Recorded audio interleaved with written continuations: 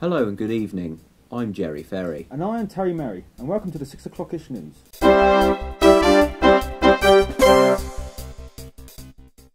In recent news, a man has been injured today after he tripped on a garden tool. Pickle farmer Mr. Hickle McMickle had injured himself when he tripped on a sickle made out of nickel after he invented a new type of pickle. His wife, the fickle Mrs. Rickle McMickle, is said to be hysterical when she discovered that Mr. McMickle had broken his pickle. His pickle, dubbed the hammer and sickle, is said to be reminiscent of a stickle, but it is all good now as Mr. and Mrs. McMickle had a little giggle when they arrived home.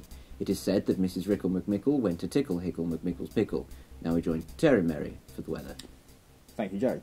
Today's weather seems a bit all over the place. We go forth to the north, where the weather is said to be as light as a feather, depending if your name is Heather. Mostly rain, which is a pain like being hit by a cane, but not as bad as a train. Again, we go down the lane towards Mary Jane, who is said to be insane after a campaign to refrain her Great Dane from eating chow mein failed to entertain. We can't tell if it is time to wear your leather in this weather, because we don't know whether the weather will be better than this piece of rope that is tethered together. We forgot the rope. And now over to the sports. We begin with the hockey. Jockey Rocky's Milwaukee team won the championship playoffs and celebrated with a nice bowl of gnocchi. In tennis, Dennis the Menace won at Venice, winning all sets when he beat the vet Dr. Metnet. And now we go to Jerry for the football scores. Thank you, Terry. What an amazing day for football. All games were cancelled apart from one to do with very comical circumstances. Nando Sissy Boy's game against Bob was abandoned because the referee broke his knob. It fell off the door and hit the floor with a mighty roar.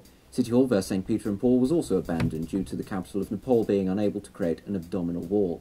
But it's not all bad news, as the Turbo Machine scored 15 against the Mexican jumping bean, the best from a fancy routine that left the opposition looking a tad yellowish-green. Seemed like a game destined for fame. Well, that's all we have time for tonight. Join us tomorrow, where we'll be discussing how money can be made funny when turned into honey with Dr. Sunny Bunny. Thank you, and good night.